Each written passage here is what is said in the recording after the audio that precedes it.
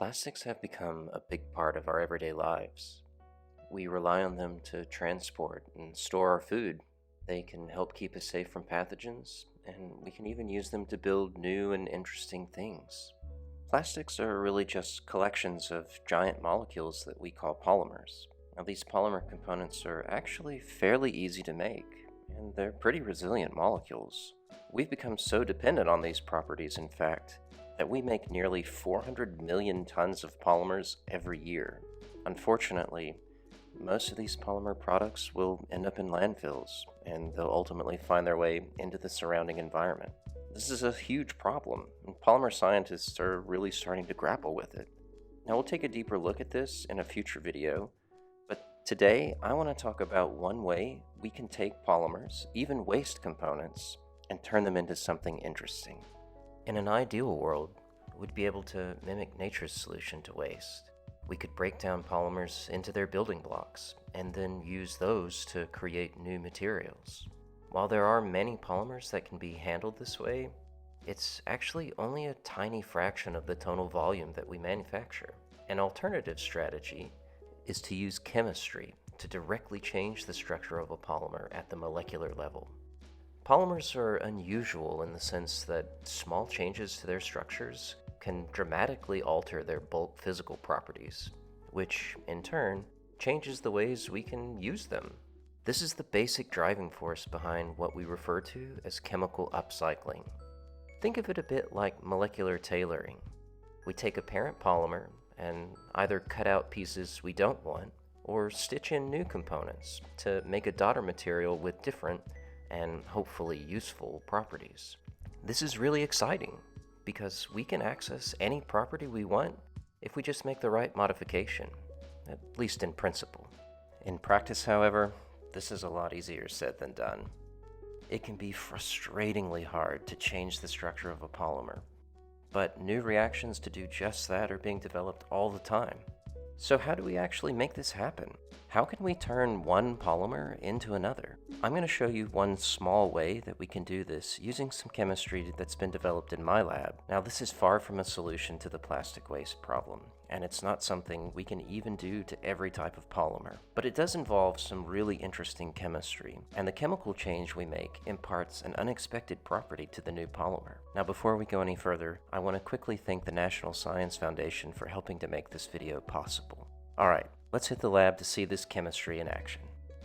We start off by making our parent polymer. Here I'm adding a ruthenium catalyst to start a ring-opening metathesis polymerization. Check out my previous video for some more details on how this works. Once the reaction is complete, however, we can isolate the polymer by precipitating it from methanol. Now it's time to transform the polymer into something new. The overall change we're going to do is a two-step sequence. First, we're going to react our polymer with a carbene to install a new three-membered ring, which we call a cyclopropane. Don't worry, I'll walk you through all the chemistry in a minute. Here, I'm just adding a strong base to a solution of our starting polymer.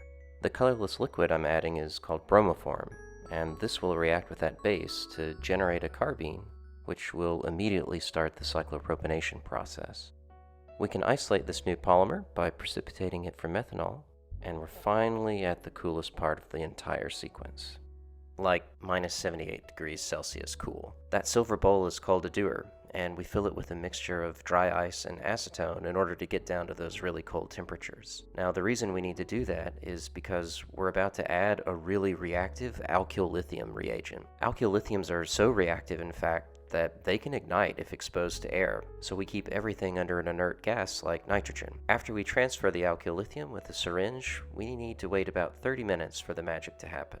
In the meantime, let's take a closer look at what's happening inside that flask. The very first step in this sequence starts by forming our carbene. Now in this case, we take bromoform and add a strong base like tert butoxide to it. The alkoxide can deprotonate the bromoform, and the resulting anion can spontaneously eliminate a bromide ion. This gives us dibromocarbene. Now this carbene is fairly reactive, and it's great at making cyclopropanes. If we take a simplified version of our starting polymer, we can see how that actually happens.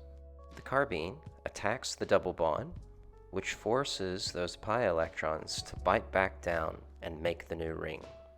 Notice how the reaction is stereospecific.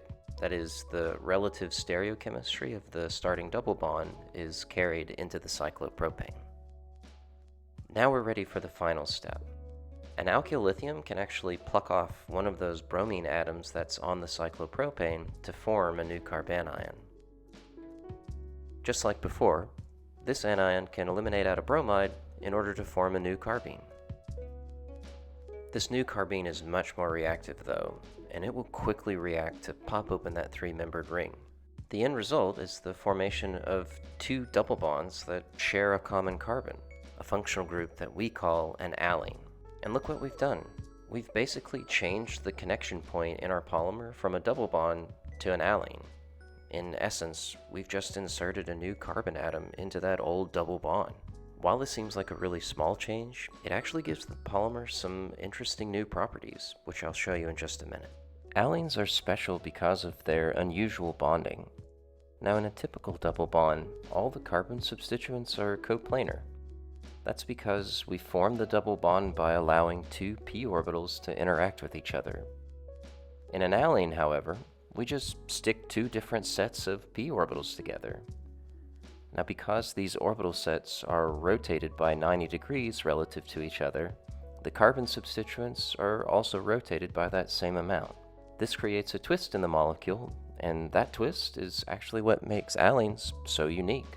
Back in the lab, we can isolate that final alene polymer with just a simple methanol precipitation. And there we have it. We've made a very precise change to the structure of our starting polymer. But so what? What does jamming a carbon into the old skeleton do? As it turns out, this one small change gives the polymer a completely new property: photoluminescence. The original parent polymer is up at the top of the screen, and you can see that it doesn't glow under a UV lamp. Our alene, however, emits a beautiful blue light. Not only does it glow in the solid state, but it also glows in solution. We can even control the polymer's photoluminescence. Certain small molecules can immediately turn off the emission. This means we could potentially use our polymer as a simple detector, which is something we couldn't easily do with the parent. Now, there are some other really neat things that our alene can do, but we can talk about those in another video if you're interested. If you made it this far in the video, then I just want to say thanks for taking some time out of your day to spend it with me. I really do appreciate it. If you enjoyed this content and you'd like to learn more about other chemistry topics, then maybe consider leaving a comment below.